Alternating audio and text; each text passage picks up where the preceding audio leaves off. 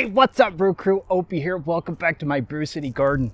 So real quick, I just wanted to give an update on my straw bale greenhouse. This is something I tried new this year just to see how well it would work out. The nights here have been pretty cool, so I keep the plastic over it, and I have just an incandescent light bulb in here that releases just a little bit of heat, just enough to keep the plants happy. And as you can see, these seedlings are loving it in here. The last 3-4 days have been overcast, so essentially these seedlings are completely hardened off, and these things will be ready to put out in the garden just as soon as the weather is ready. Wow, what a great way to go. I will definitely be doing this from now on.